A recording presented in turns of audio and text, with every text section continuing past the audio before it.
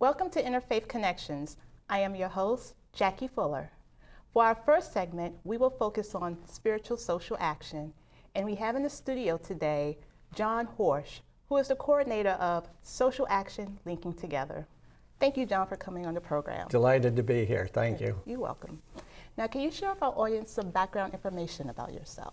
Oh, absolutely. I'm a social worker by profession, and I grew up from Minnesota, and I have a passion for advocacy, a specific kind of advocacy, which is legislative advocacy, and our focus is on Richmond, the General Assembly. So. Okay. And how did you get involved with SALT, or what inspired you to get involved with the organization? Well, we kind of stumbled into it. It was really, I became a board of director member for Catholic Charities, and they had me at their conference speak to a workshop about homelessness. And the next year I came back and spoke about hunger. And one of the participants got really angry, and I thought he was angry at me, but he explained to the group, he said, you know, I learned so much from Mr. Horejsi last year, and I went home, and here I'm back a year later, and I've really done nothing about it. It's what we do with the information. You know, we don't really understand it until we put until we act on it. So I said, anybody that agrees with this gentleman, sign this piece of paper. Okay. And one thing we learned in the workshop was that Virginia was charging sales tax on food stamps, that they were creaming the food stamp federal food aid program for families. They were scraping or they were taking like $9.5 million off the top of the program. So we went to work on that, the 8 of us. Okay. And we were a ragtag group, grassroots. We gave it a new name, but we eventually had a huge success. Yeah. Okay. And what are your organization's goals and missions towards doing this social action work? Well, basically we see it as democracy, and we're you know, just practicing democracy. That's what our activism is. But our commitment and our compassion, our passion is for helping the most vulnerable, the families who are low income working families. And basically, our goal is to get people out of the pew and into the lobby. I gotcha. And part of our mission is to get people to move them from a level of comfort with service and charity, and to go beyond charity into advocacy, to be a voice for the voiceless. And basically, the energy, you know, that to transform the energy from service to advocacy is our goal. Okay. And is SALT a member-based organization? Yes, we have members, but there are no fees or anything. Okay. All you have to do is have a compassionate heart. And do you have to live in Virginia? No. So it could... It could be anyone, anywhere? Yes. Okay. And any faith. It started out in Catholic Charities, but at this point I would imagine that we have grown, this is an incredible story, we have grown from 8 people to 1,200. Okay. And each time we have a success, you know, the reward, the success is that our numbers multiply and expand. And so anybody is welcome that feels that they, you know, have compassion and this is, and commitment. Okay. Yeah, and it doesn't take a lot of time, you know, but you can make a difference. And what are the key initiatives that your organization has dealt with recently? Well, you know, we cut our teeth on the sales tax on food stamps, and we got that removed. In fact, we did not enjoy any success because we were pretty naive when we started out, the 8 of us. Okay. So we called up Senator Kennedy's office and said, you know, you should be concerned because we know you live in McLean and this is your adopted state. And his staff called back within a couple hours and said, we hope you're sitting down, Mr. Horejsi, because we just learned 18 other states are doing this. And so they said, Senator, will put in a bill to stop all 19 states. But he says, we got a better idea. The food stamp program is being reauthorized as we speak, and it's in the markup phase. That's where they go over it line by line to make sure everything's correct. And they gave me a phone number to call to tell them what's going on. The man that answered just about dropped the phone, and he was so upset. He said they had no idea that the states were doing this. He said, I'll put a prohibition in, so we stopped all 19 states. And that's when our organization grew from 8 almost overnight when the word spread to about 150 almost within a few weeks. Yeah. Now, do you work with other faith communities? Yes, absolutely. So we work with. Do you work with the Muslim community? Yes. Hindu? Okay. Jewish, the Unitarians, the Protestants. That's one thing we really do well is we build bridges. In Richmond, we build bridges between the Republicans and the Democrats. Yeah. Oh, okay. Yeah. And have you experienced any challenges with either getting things passed or collaborating with different groups? Or well, I have an interesting story in particular because it's the month of April. We had a bill in to stop shackling of women in prison when they give birth. When they go to the hospital, they're shackled even during birth. And I have a member who is the head of a group home for women that get out of prison. And she had documented for us 5 women that had been shackled. And so the bill was scrubbed in subcommittee. It was defeated by about 5 legislators. So we got together with some other groups and went and visited the director of corrections. And he says, well, this ain't going to happen here anymore. He says, I'll tell you, because I'm new. And we'll start writing regulations. And so we got involved in the process of writing the regulations to stop it. And so the regulations went into effect April 7th, so there is no more shackling. Oh, good, yes, good. Yeah, success. And how do you communicate with your activists? Do you Well, we have a conference in the fall where we roll out our priorities and our legislative priorities and our agendas. And we invite speakers in, particular legislators who we have recruited to patron the bills. And it's very important that you have a bill number and a patron, a sponsor in the legislature. Otherwise, you're wasting your time. And that's what we didn't know when we started working on sales tax. Right.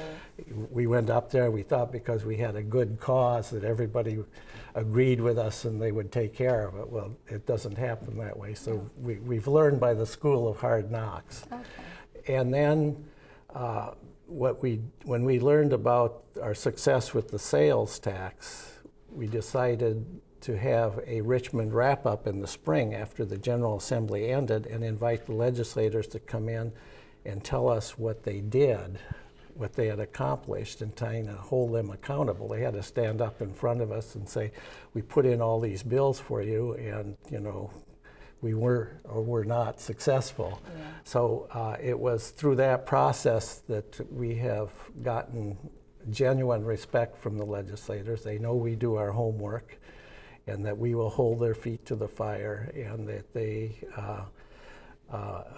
agree to put in a bill that we will meet with them, we will get them to put in, we will make sure they put in the bill. So, okay. Yeah. Now, has there been any concerns when you always hear spirituality or religious groups doing advocacy work and concerns with separation of church and state? Yes. Has that been an issue or a concern? Or there's been concerns expressed about that, but it's really not an issue with us now. When I did the workshop and the man was upset, and we decided the eight people that signed up, some people in the workshop said, well, you can't go to Richmond, you're just going to turn them off. And so when we arrived in Richmond, the legislators warmly welcomed us, and they said, "My God, the Catholics finally arrived. All the other faiths have been here. Where have you been?" So we had a nice warm welcome, and they really, really respect the fact that we're there out of compassion and commitment, and that we're not paid like all the other lobbyists that come into their office. So that they really admire that, yes. Good, and that really works well for us, yes. Okay. And we have a photo of you with a tabletop at an Yes. event. Can you explain to our viewers what was going on in that photo? Well, basically, when we have different groups have, town halls and conferences, and so we have different opportunities at different churches. So we invested in a tabletop. That's a big expenditure for us because we are really ragtag. And so basically, it is through this exposure that we get a lot of people that sign up, and that's how we got from 800 to 1,200, which is pretty amazing. When I started, I didn't think I'd ever get beyond 25. Okay. Yeah. And then we also have a couple of more pictures. There's a group, you and 3 other people, and then there's another photo with you, maybe a larger group. Can you share with us what's happening at those 2 locations? Actually, we're in Richmond, and we're in a legislator's office. Okay. And it was just minutes after that picture was taken that I glanced through the door, and I saw somebody that I thought was very familiar, and it was the governor going up the corridor, and he just turned on his heels and came in, and he spoke to us and shook our hands, and so it was a good time to have a picture taken. Okay. Yes, but basically, the legislators appreciate the background work we do. They're citizen legislators, and they don't have large staffs to do all this. So, they value us, and so we were actually in the legislator's office. A lot of people don't get in the office; they only get to see the aides. Oh, okay. Yeah. So. Okay. Oh, okay. Yeah. And going back to individual participation in your Yes. organization, have you had people who may not identify with a religious tradition but have a spiritual life, or Yes. those who may not practice a religion at all? Yes. Okay. Yeah. And what is it Our like only with them? our appeal is a faith appeal because Matthew 25, you've done it. If you did it for the least of my family, you did it for me. And so we feel there's a lot of people in the pew who want to do something, and they want to do more. If they participate in hypothermia, that's just the first step. And we've come to realize that the energy that they bring with their experience, as in a soup kitchen or in a homeless shelter or a hypothermia program, that counts heavily with the legislators. So they have a lot of more influence. Really? I can go in and talk to them, and they say, yeah, sure. But if I bring somebody who is the director of a homeless shelter, a lot of the misinformation they have, they will accept from someone who is a direct service provider. Okay. So, And what have you learned through the whole social action experience doing this type of work? What things that stand out that you have learned? Well, from I it? think the main thing is persistence and patience. And we got an earned income tax credit through that helped 190,000 families to keep working and to be able to put food on the table. And it took us 8 years to get that. And I could almost write a book about all the real politic we went through to get it and the compromises we had to make. But we've become real players. Okay. And what are the next steps your organization has in regards to its advocacy work and outreach, particularly around the areas of public policy? Well, we'll continue to propose legislation, and we'll advocate for a common sense and fair public policy. So that's our goal. We've learned that you have to be very focused. We don't want to get into a lot of areas. Right. And the other thing is, after we did the sales tax on food stamp, the big success, it kind of went to our head, and we worked on too many issues, and we didn't have any success. So we've learned that we have to focus, be very focused like a laser beam. Okay. Yes. Okay. And that'll help assure success. Yeah. And with your faith practice, how does that inspire you to do the work and also be connected with different faiths? I guess, and this is kind of an element of the interfaith movement, because, and especially dealing with issues of poverty and making sure people have access to food and water, those are key things. How does your faith inspire you to contribute to that work? Well, I think our faith requires us to reflect God's love for us in what we do for other people. And we take that very seriously, and that motivates us. And it's a serious commitment for us, yes. Okay. And another question, and it's the fun fact. What do you do for fun outside of everything? Or do you have time outside of SALT to even do any Well, I have a granddaughter in Virginia Beach, so she's such a joy. That's great.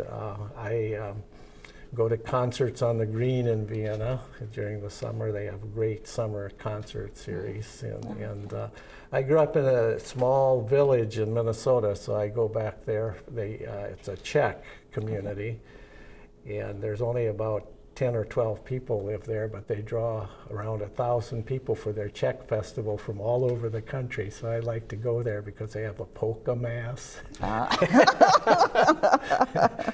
And a lot of beer and dancing. It's just wonderful. So I do get some diversions, but this really, it has a big commitment time-wise. Because the legislators have learned to kind of rely on us and look to us for a lot of, background information and fact sheets and to be there to testify at all these. And you'll learn in Richmond that it's very chaotic, and it's like a whirlwind because they deal with 2,000 bills in 2 months and 60 days. Well, actually, the short session is only 45 days. So we've learned that we have to have like an elevator speech. If we can't catch up with the legislator in his office because he's got 2 or 3 committee meetings and then he goes to caucus, if we run into him on the elevator between committee meetings, we have to give him our speech before the elevator stops. Gotcha. So, so we've learned a lot of techniques. And our final question, how can our audience find out more information about SALT? Well, we have I'm just now having my website redesigned, and I am so excited. It is beautiful. Everything we've talked about here there's tips on it for advocacy and for what to do, when, and how, and why, and the whole thing. So it's www.s-a-l-t.org.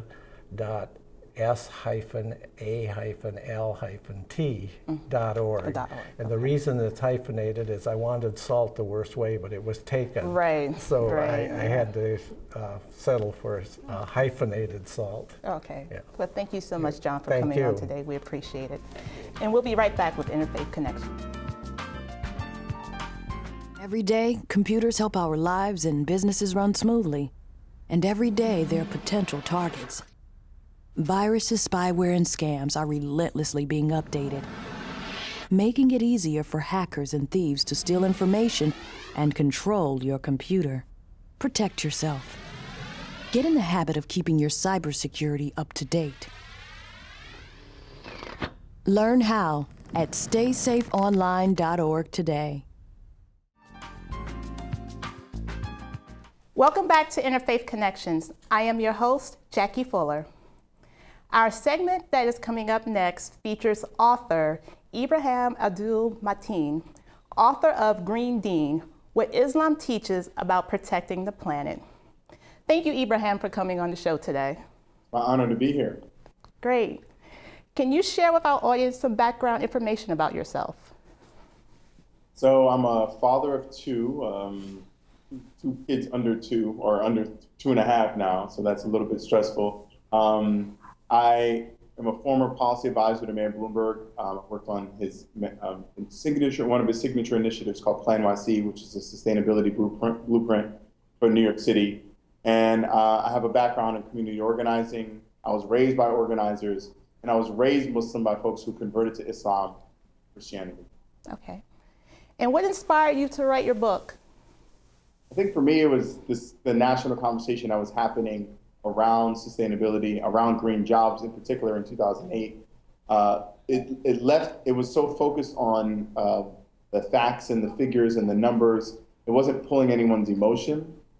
You can scare people to death. People are going to make a decision whether to put their heads in the sand and be in denial around climate change. Some people are going to be focused on this fear, and they're going to try and scare everybody. And that also, both of those, denial and fear, they paralyze people. I was looking for solutions, and I thought, where do you tap into people that are going to be driven by emotion and by their gut and by their values? And that's the faith community. And as a Muslim, I didn't find any voices that had written about it. So I wanted to pull together really the stories of people from around the United States that are working in water, waste, energy, and food, and make sure that those stories were out there. Okay. And what does the term deen mean? Deen is an Arabic word. It means it's essentially the path or the way. So Christianity is a deen. Islam is a deen. Anything that's this is your way. This is the way that you live in the world. And in Islam, we speak of it. There's a part in the Quran that says lakum deen waliya deen, which is to you your way and to me mine. Okay. And what is your vision for this book? Really, I mean, at the end of the day, I'm not like a religious scholar by any specific measure. So I wanted it to be a challenge to the scholars in all faiths to figure out the language that they needed to find within their religion and within the canon that they have to communicate to their flock and to their communities about the importance and also the religious responsibility to protect the planet. So for me, it was really like a part of a larger call to action, and specifically using the language of Islam and the values of Islam to really engage the Muslim American community to do more than they were currently doing. Okay. And what was the inspiration for the title and the cover of the book? That was an exhaustive process. I remember visiting a buddy of mine in California. His name's Mike De La Rocha, and he's a really amazing guy. He's doing like a national tour against youth violence right now. And he has this eye for branding and marketing. And remember, he and my wife and him, we sat down and we looked at I'd say about 7 or 8 different covers. And there was all this debate, and my wife wanted one way and he wanted another way. I think we just wanted something that conveyed at first look that it related to Islam, and also that it related to the environment. And I think what we came up with conveyed that. And I'll be honest, there's a UK version now that's out, and I like it's more subtle. It's a little less stated, and I kind of like that cover better. Okay. But I think it depends on the moment in time. I think if we had come out with the UK version cover earlier, it wouldn't have had that same sort of feeling to it. Okay. And what are the goals you hope to accomplish for people who are part of the Islamic tradition that read your book to live a green lifestyle? If you had asked me this a couple of years ago, I would have said I want people to transform their houses of worship, to make dramatic changes at their homes. I'm less focused on that. I'm actually, at this moment, I'm very much focused on, even if you're not going to do something dramatic in your life, or even if you're not going to make sure that your home or your masjid or your house of worship has green roofs and has solar paneling and has geothermal, what you can do is be a part of a movement. And there's a lot of movements out there specifically around the protection of water in the United States. Right now, we've had this incredible focus on all of the above energy strategy, which says that we are going to drill everywhere and get energy out of every nook and cranny of the United States and in North America. That puts our water resources at risk.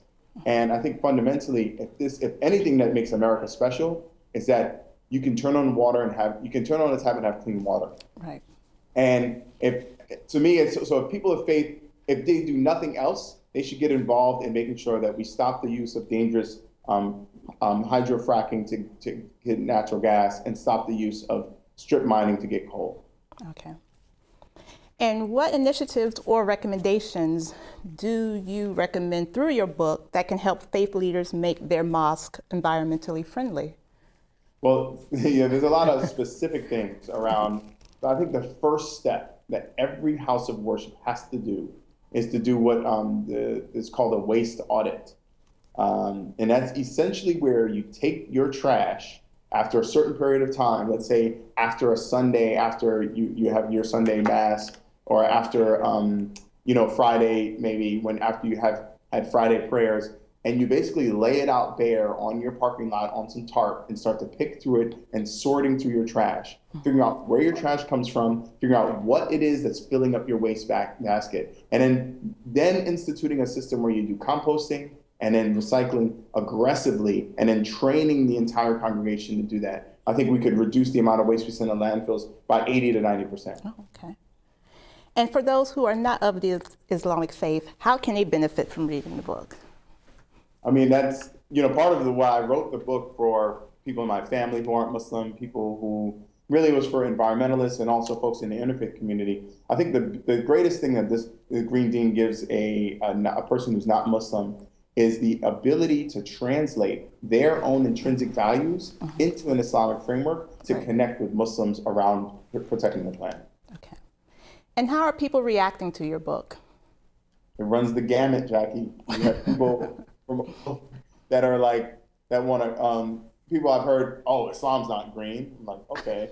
All the way to like, this praise and people telling you stories about their grandmothers and their grandfathers and how they raised them and how they, so you get an incredible response. I think what it is that you start to see where people are at in terms of their understanding of their relationship to the earth, the way that they respond to the book. Some people have never actually thought about it. Mm-hmm. Actually, one of the first questions I ask when I do a training or a seminar is, what's your relationship to trash?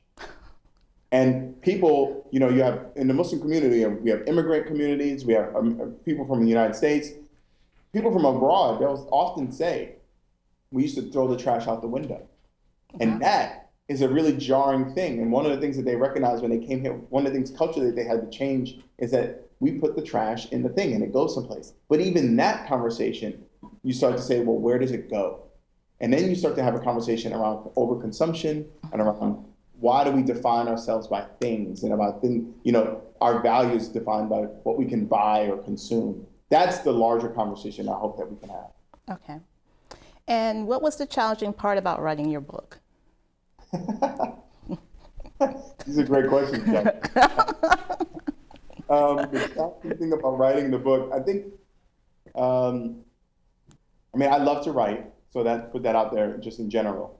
I think, I wrote the proposal and all the stuff for it when I was, not as employed. I was doing some radio, sports commentary, I was doing some consulting work, but I had most of my days free. It was kind of like Virginia Woolf, with a room of one's own. I had my room of my own. But then as soon as I got the book, and they were like, okay, now we have a deadline. It was like, then I started working at the mayor's office. So I would basically work full time and then come home and then write until like 1 in the morning. And then go to bed and be up super early. And that rhythm for about 3 months was basically how it got done.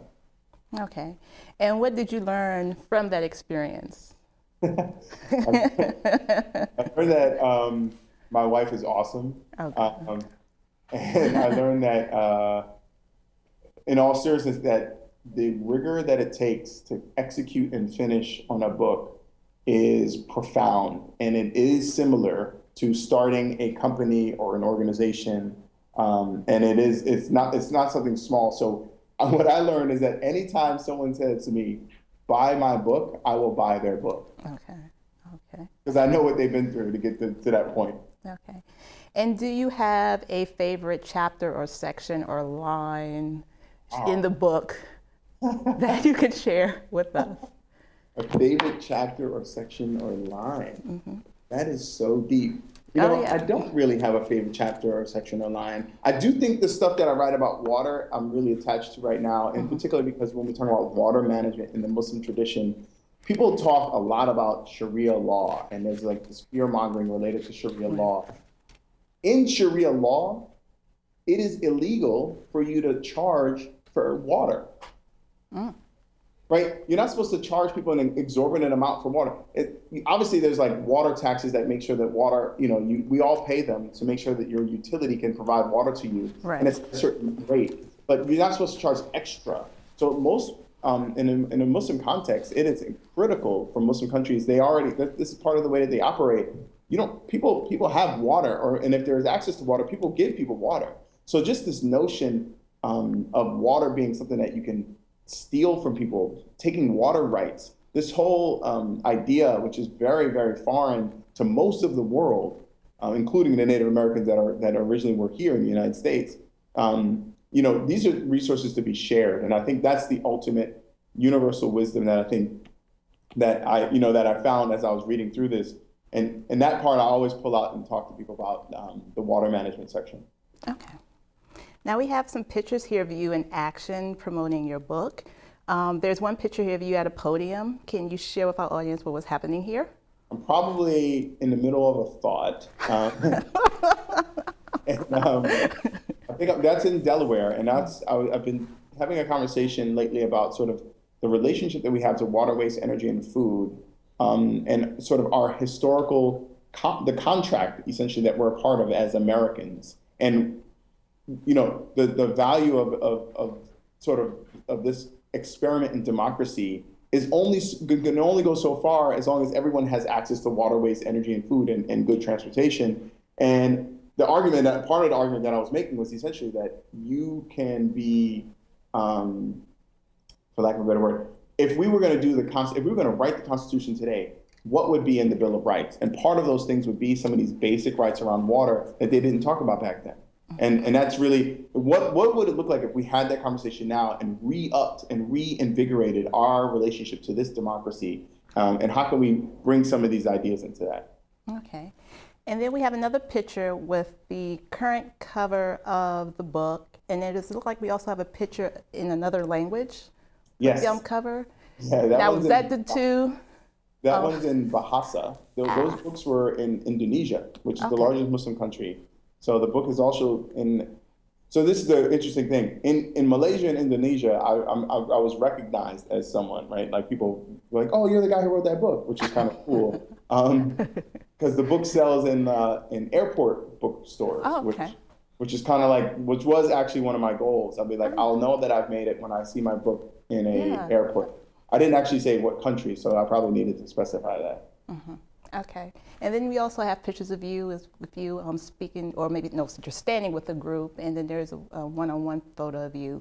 What were going on in those two particular At events? each of the locations that I've gone to, the people who bring me are typically either an interfaith group or a Muslim group or a youth group. And what we do is we typically try and have a conversation, like a speech or that thing, but more importantly, we try and have some kind of session or seminar where we work through some of the issues and problems that they have, and think through some of the challenges that they're facing, and try and map out some strategies for what they're going to do going forward. So I think that's sort of, there's the green team one, and there's just sort of engaging and getting in depth with people about what they're working on and how they're trying to solve problems. Because the people who are interested in green team are people who are really interested in protecting the planet. Right. There's very few people. I think I had a talk in Madison, Wisconsin once where it was like mostly skeptical environmentalists, mostly skeptical people of faith, and Muslims who are completely not green, which was the ideal audience. Right. And that was a great talk, and it was completely packed, and I have no idea how that happened. But in general, that's not the dynamic. In general, it's people that are like, listen, I'm trying to do this on my campus. We need some help, and so we just talk through some of those issues. So has the book been used, so it's like it's been used as an instructional tool, has it also been introduced as like a book club type discussion? There was one group in New York City that did that, and I don't know if there's others. It would be great to find out if there's others. Okay, and any other projects you're working on outside of writing? I work for a consulting firm, and I do some other pro bono facilitation for nonprofits and for community groups. I'm part of the Muslim Democratic Club of New York. I'm on the board of that. We're really trying to engage the Muslim community in New York City to be much more politically engaged and active. there's enough Muslims in New York City to swing an election. And so we're basically trying to gear up to be a force in New York City politics in the next, in the near future. So those are some of the big things that I'm involved with. There's a radio show in New York City on WBAI. It's actually tonight at 9 p.m. where we discuss Muslim issues and not Muslim issues, but issues that talk about Right. Muslims. Right. It's not hyper. It's actually it's more of a conversational show about things that people are facing. And then I'm also I'm working on proposals for other books, and I'm working on some other ideas out there that hopefully will take shape in the company very soon. One about fatherhood, and another one about just more of an urbanist reflections essays about being in New York and walking and being a pedestrian. All right. And one last question. How can our viewers obtain more information about your book? Well, you can go to greendeanbook.com. Okay. It's always there. You can go to my website, which is ibrahimabdulmatin.com. And actually, if it says contact me, it'll go directly to me. So it's not like it goes into some weird machine. Gotcha. I think those are the primary ways at this point. Okay. It would be great if we had. I think what the real charge and what you're prompting me to remember that is one of my responsibilities is that I need to start connecting the people that are connected to the work. So that's what will come in the next year. So much more connections of people.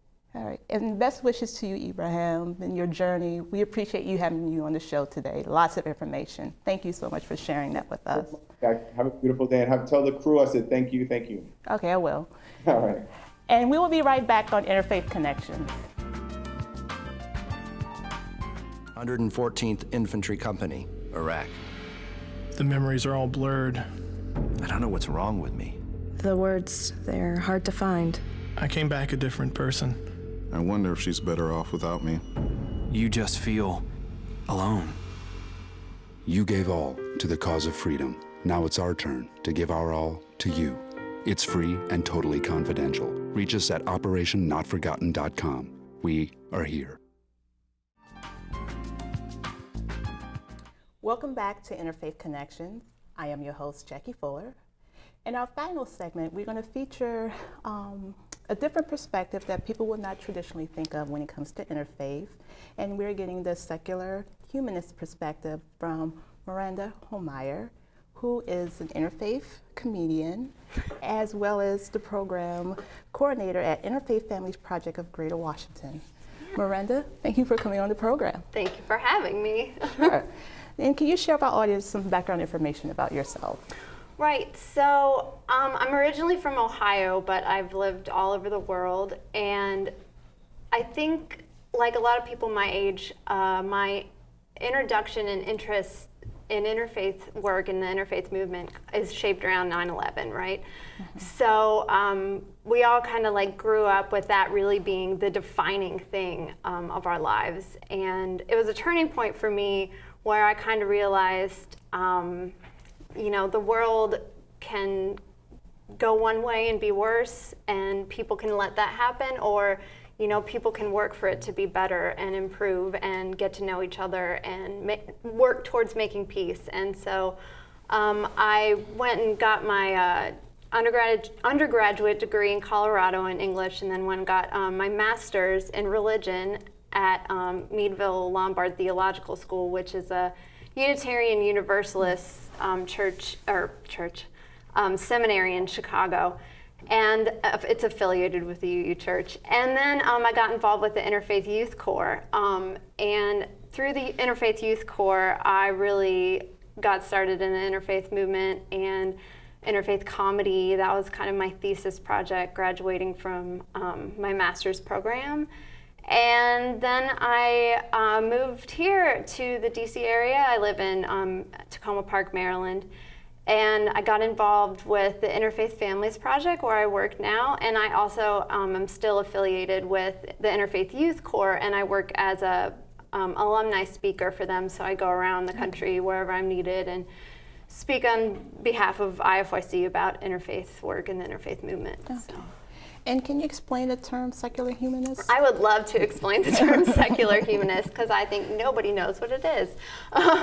So secular humanist, basically, to boil it all down, it means human beings can be good without God and do not necessarily need to derive all their morals and values from a religion or a deity or a faith tradition. So I brought this. This is a book that's a really good resource if you want to learn more about what it is to be a secular humanist. It's called Good Without God by Greg Epstein. Really, it all boils down to like human beings we are here, living in the here and now, and we need to do what is best to improve the world with what we have. And it really doesn't have like an eschatological focus. Like there's no, I need to do good work because I need to get into heaven when I die, or it's all about like improving the world as it exists here and now. And it is, couched in like atheism, I guess, and I guess, you could say we could call ourselves atheists if we want, but that kind of limits what we believe, because that's just saying I am atheist, like I am non-theist, but we believe a lot more than that. And I honestly, this is a personal thing, which I as a secular humanist take very seriously, is when people call me a person of no faith. I don't describe myself as a person of no faith, or say that I don't come from a faith tradition, because I have faith, and I have a lot of faith, but it's in people, right? I have faith in the ability and responsibility of people to do good and be good, and not necessarily need a deity telling them that they need to do that.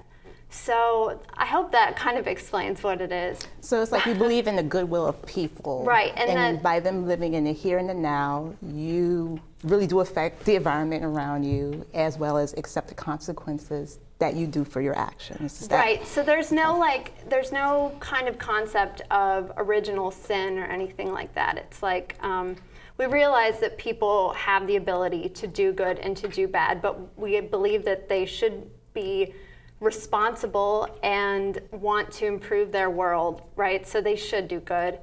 And really, we believe that after death, you're just dead, and that's the end of it. So if you only get this one choice, do the best you can, because this is all you're given. So do the best you can to mark your world as a better place after you've left. And what made the decision for you to follow this particular path? Or was it was by choice? It was by choice, yes, yeah. I grew up attending a Methodist church with my family, and I got a good sense of community from it, but I never really felt like I identified with the theology. And then when I went to start my college career, I really got interested in religion, and I've studied all religions, and especially in graduate school. Like I said, I have an MA in religion, but I never really found one religion that spoke to be true to me necessarily, and I'm not going to give lip service to something I believe, or I don't believe. I am very strong about my ethics and my convictions. So. And what inspired you, or how did you get involved in the interfaith movement? You have all these different elements. So I think, like I said, a lot of it is shaped around being a person who was coming of age during the 9/11. So I grew up in Cincinnati, and not too long after the 9/11 event, a local mosque was. There was a pipe bomb somebody set up there, and nobody was hurt, but it exploded like part of the building. And so the next week, they invited everyone from the community to come together for kind of like a reclaiming ceremony, and like we're taking this back as a community and making it a safe, peaceful, sacred place. And they invited everyone from the community, and you could tell that they expected, maybe like 50 people, but the turnout was massive, and like they had to tell people like, we have no room, and like the police had to come and direct traffic. And I just thought being there and being a part of that, I just saw the ability of people of faith traditions and no faith traditions to get together to make a statement that, the world doesn't have to be a bad place, and we can all get together behind something good and do good. And then I kind of wanted to be more educated about faith and religions and just be more religiously literate. So I went to school and got my education in religion, and that helped with that. But right now, I think that a lot of what I do right now is shaped around the fact that stuff like this keeps happening, right? So there was just this shooting at the Jewish Community Center and the I think adult, like senior center, and it's ironic because the white supremacist guy who was trying to shoot Jewish people ended up actually only shooting 3 Christians. And the irony of that goes to show that like we're really all involved in this together. Right, exactly. And like you can think it doesn't affect you, right? But it really does. And this is just one more terrible thing that happens where I think people can say, look, like I'm going to not let this make me a more pessimistic, closed, hateful person, but I'm gonna turn this around and say, I don't want this to be my life. I don't want my children raised in this world. I'm gonna start tomorrow, or today even, to make this world a better place, and these are the things I can do, so. Okay, and have you experienced any challenges within faith communities or even doing interfaith work because you do not believe in a supreme being or deity or don't have that religious community that you're connected to? I do every day. That constantly is happening because people forget that because I don't believe in a deity, it doesn't mean I don't have morals or values, and often our values are really the same. Right. I've had one experience where I gave a speech in Chicago about how I was a secular humanist involved in the interfaith movement and why I was and what I was doing, and I had an older Muslim woman come up to me after my speech, and she said, I thought a lot about what you said. And I said, oh, thank you very much. And she said, no, like I was really upset when you got up there and started saying what you were saying, but I went and talked to some of my friends afterwards, and they said, I'd rather see a girl up there that is actually out there doing good work, even if she doesn't believe in God, than a Muslim who is giving lip service to God but isn't doing good work. And I said, I hope this will help you embrace the rest of us who want to do the same thing. It's building the awareness, because there's a stereotype about if you don't believe in God, all these bad things are going to happen to you, which we know that's not true. We know that's not true. Because they say you could do what's considered good by a tradition, but it's that flip the script kind of hypocritical piece. Yeah. Which is interesting, because I know with my friends, and I also have close friends who are atheists and so forth, that was the issue they had with practicing the faith. They felt like they go into a community, it's a bunch of hypocrites, they're judging people, they're talking about behind their back. Right. I'm coming here to learn how to be a better person and do good things in the world. Right, they're talking the talk but not walking the walk. Yeah. And so it was interesting, a few months ago, the Interfaith Youth Corps did a survey that said like, what communities, faith traditions, whatever, are our alumni coming from? And 1 in 4 alumni of some Interfaith Youth Corps program identify as non-religious or secular or atheists.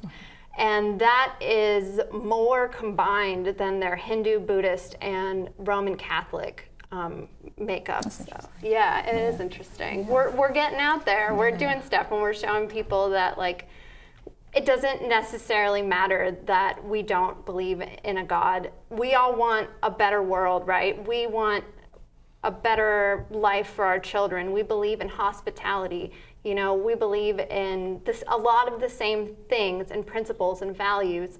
So why should we let something like a deity get in the way of action and making the world better? Okay. Now, have you experienced any, I guess, challenges, not maybe so positive feedback towards individuals from the same philosophy as you who feel that as atheists, why are you going to an interfaith event? Right, yeah, definitely. There's a lot of that. There's a word for people like us, they call us faitheists. And often I have found, and this is not always the case, but I have found that those people are coming from a very different background than I am in the atheist or secular movement. They're reacting to being brought up in a religious environment that was in some way really harmful for them. That's next right, yeah. And I really never had that experience. I never had a family that pushed one religion on me. Like, no one ever told me this is what you have to believe. And no one ever told me, like, the questions you're asking about religion are bad or you shouldn't be asking them. And so I see a lot of people who have come out from Christianity or Judaism or Islam or another religion and were very scarred and hurt by some experience in that church. And so they go to the atheist movement and they really want to be completely everything related to faith. And I kind of think personally I think like that's a phase because it doesn't really go anywhere after that. Like, you can spend only so much time being angry at religion and people who are religious, but if you really want to get something out of it, then you need to actually start realizing that it's better if we all work together. Exactly. So in your work doing the interfaith comedy, can you explain that? What is interfaith comedy? Right. So I do I do improv comedy, and I kind of decided for my master's thesis I wanted to combine my two loves, interfaith work and comedy. So I said, how in the world can I do this? And I found that there are a couple groups in the United States who kind of bill themselves as interfaith comedy groups. And one of them that I chose to get involved with and do a show in Chicago is it's called the Funatical Comedy Tour, F-U-N, the pun. So it's Christians, Muslims, and Jews, and they have people of other faith, but that's who was at my show. And they kind of get up there and like poke fun at our things that we take so seriously that make us so different that often really aren't that different. And it's funny because something happens where, you're standing there and you're thinking to yourself like, oh, I'm full of hate, or whatever, like, this is wrong, these people are making fun of my religion. But then you hear something like, oh, that happens in their community too, and that's funny to them too. Well, we have the same thing in ours, and then it's hard to really feel that like hate and divide when you're smiling and laughing next to somebody from a different faith tradition. And nobody really gets up there and says, I'm going to make fun of these people or those people. It's more like, I'm going to make fun of my own faith tradition. Okay. So that's how that works. And if more people want to find out what you do with your comedy, with your work, how can they do that? Well, they can contact me, I guess, through my email, or they can look up the Interfaith Youth Corps. It's ifyc.org, and they can ask for the Alumni Speakers Bureau. That's probably the easiest best way. Yeah. Okay. So. Okay, good. Sounds good. You got a lot going on, girl. I do. I know. And I'm trying to plan a wedding. Oh, well, congratulations to your wedding. Thank you. And thank you so much for coming on the program, Miranda. We do appreciate it, getting that perspective. And thank you, our audience, for watching Interfaith Connections today. For more information, go to our website at www.interfaithconnections.squarespace.com or follow us on Twitter at www.twitter.com/IFC TV show. And thank you again for watching. Take care. Bye-bye.